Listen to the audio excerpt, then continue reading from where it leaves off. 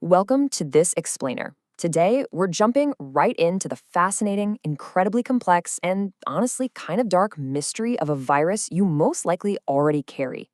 Prepare yourself for a massive hook right out of the gate. 95%. That is the chunk of the human population infected with this silent invader. Yes, that almost certainly includes you and me. But what makes that statistic absolutely staggering is that this virus remained completely unknown to medical science until the 1960s. Just think about that for a second. Almost every human on Earth was walking around with it, yet it flew entirely under the radar. Part 1. The 95% mystery. Let's dive right into this bizarre timeline of how something so ubiquitous went completely unnoticed for so long and how we finally uncovered it. Okay, so the story actually kicks off back in the 1950s in Africa. A physician and researcher named Dennis Burkitt observed this devastating, universally fatal childhood disease. It looked like a lymphoma, sure, but it caused massively swollen faces, livers, and spleens. It was totally unlike anything in the medical literature at the time. Fast forward a bit to 1961. Dr. Burkitt travels to London to give a lecture on this mystery disease. Sitting in the audience is Dr. Anthony Epstein, who was already super intrigued by the idea that viruses could actually cause cancer. They hit it off, became friends, and Burkitt started sending biopsy materials from his African patients straight to London. By 1964, while observing these samples under an electron microscope, Dr. Epstein and his colleague Christine Barr made a massive breakthrough. Because of its totally unique history, it wasn't named after the disease or the location, it was named directly after them, the Epstein-Barr virus. Section 2, Master of Cellular Hijacking. Now, what's genuinely wild about this next part is how this virus, scientifically known as human herpes virus 4, actually manages to hide inside us. To really grasp its brilliance, we've got to compare Epstein-Barr, or EBV, to its herpes cousins. Alpha herpes viruses like herpes simplex or varicella zoster, the one that causes chickenpox, are pretty pragmatic. After an initial infection, they retreat into our nerve cells for their latent stage. It's a brilliant evolutionary choice, honestly, because nerve cells last for your entire life. But EBV is a gamma herpes virus, and it chooses a very different hiding spot, our B lymphocytes. Now here's the crazy part. B cells have a very limited lifespan. By choosing to hide in a cell that naturally dies off quickly, EBV is taking an astronomical evolutionary gamble. It creates a massive survival problem for itself, right? Because if the cell dies, the virus dies with it. So, how exactly does it solve this? Well, let's walk through the steps of this incredible cellular espionage. It usually enters the body through shared saliva, maybe a shared drinking cup, a water bottle, a kiss. It invades the host cell, and during its latent stage, it sneaks right into the nucleus of a B lymphocyte. Now, to stay completely undetected, it doesn't run its full genetic program. Instead, it rounds up its DNA and replicates in perfect synchrony with the host cell's chromosomes, literally hijacking the host cell's own enzymes to do the heavy lifting. Out of all its genetic code, it transcribes only about a dozen genes. That's just enough to stay alive, but quiet enough not to trip the cell's security alarms. And that brings us to an absolutely mind-blowing biological concept, immortalization. Now, sure, in biology, that's a bit of a hyperbole, since our cells aren't truly immortal. But the virus deploys these specific proteins, like Epstein-Barr nuclear antigens, or EBNA, and latent infection membrane proteins, or LMP. These proteins travel out to the cell membrane and basically trick the immune system's CD4 T cells into thinking the B cell is activated and absolutely essential. The result? The T cells allow that infected B cell to survive for the entire lifetime of the infected person. The virus effectively hacks the cell's lifespan so it can stick around indefinitely. It's wild. Part 3, the mono phenomenon.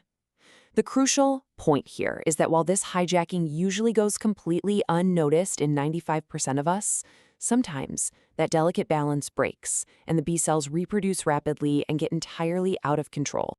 When this hyperreaction kicks off, those viral EBNA enzymes operating in the nucleus literally transpose a set of pro-growth genes, known as MIC, from one chromosome to another.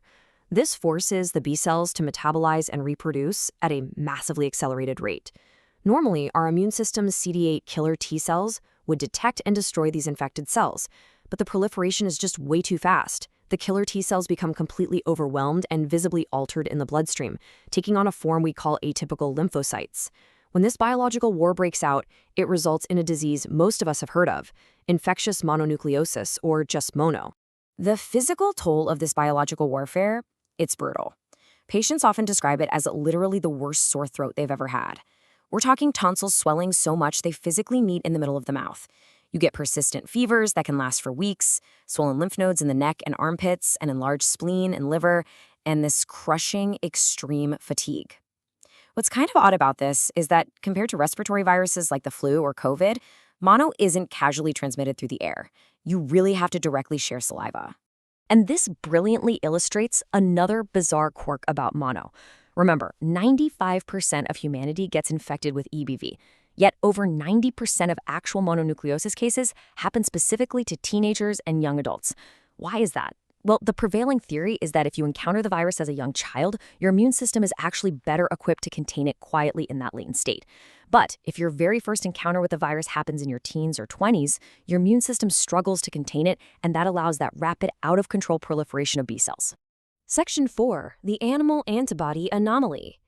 Let's rewind slightly and look at one of the strangest twists in medical diagnostic history, back when mono was commonly known as glandular fever.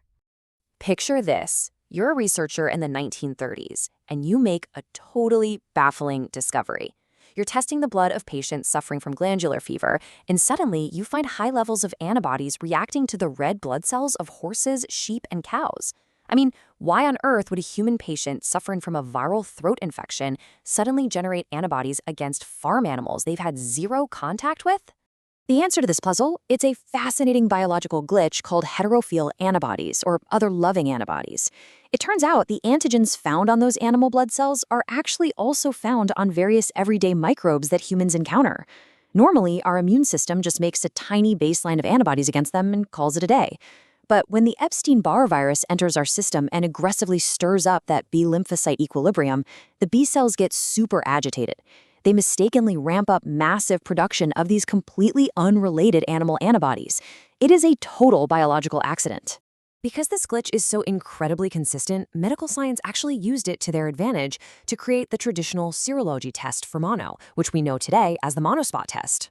While it's super convenient for confirming a diagnosis, the cons are pretty significant. For one, the test isn't actually looking for the Epstein-Barr virus at all. It's looking for those accidental animal antibodies. Plus, these are IgM antibodies, which means they fade out quickly. If you test a patient too early, you get a false negative. And some people simply never encounter that heterophile antigen in their entire lives, meaning their bodies will never trigger this glitch, making the monospot test totally useless for them. Section 5. A lifelong microscopic companion. This unpredictability we've been talking about is exactly what makes the Epstein-Barr virus so formidable, and it brings us to the darker, lingering realities of carrying this silent invader. As we saw with Dr. Burkitt's initial discovery, this virus can trigger dramatic and tragic changes. EBV is associated with at least 5 different forms of cancer. Because the virus infects most humans, the onset of these serious diseases often comes down to an unpredictable mix of individual genetic makeup, co-infections with other pathogens, and, frankly, just bad luck. But beyond cancer, EBV is also being heavily investigated for its role in anomalous, persistent medical mysteries. Perhaps the most notable of these is chronic fatigue syndrome. The agonizing nature of conditions like chronic fatigue syndrome is truly profound. Patients experience complete, life-altering exhaustion, often unable to carry out basic daily tasks. But arguably the worst part is that there are rarely any physical signs or obvious laboratory abnormalities to point to. As one patient put it, for the patient suffering from a real long-term affliction that can mean additional suffering, no one believes you, and it appears like they think you're mentally ill. For attending physicians, it's incredibly difficult to distinguish these very real symptoms from other complaints, which leads to immense psychological distress for the patient. A latent virus, like EBV, is heavily suspected to be pulling the strings behind this biological havoc. But here is the ultimate medical paradox that makes solving these mysteries so infuriatingly difficult. Just detecting Epstein-Barr virus in a patient suffering from chronic fatigue syndrome means, well, absolutely nothing. Why? Because as we learned right at the start, almost all of us already have it. You simply cannot definitively blame a widespread symptom on a virus that 95% of the perfectly healthy population is also carrying around without any issues. And that leads us to a pretty sobering reality. While modern medicine has developed incredible pharmaceutical drugs to treat the specific cancers that EBV can cause, medical science still cannot cure or eradicate the Epstein-Barr virus itself. There's no pill you can take to clear it from your system. Once it successfully immortalizes those B cells, it is with us as long as we live. Which leaves us with a final provocative question to think about. If 95% of the human race is carrying a highly sophisticated cellular hijacker, a virus capable of immortalizing cells, totally rewriting our biological equilibrium, and hiding perfectly in plain sight, what other medical mysteries is it quietly pulling the strings on right now? We've managed to unmask its history, sure, but we are likely only just beginning to understand its true impact on the human body.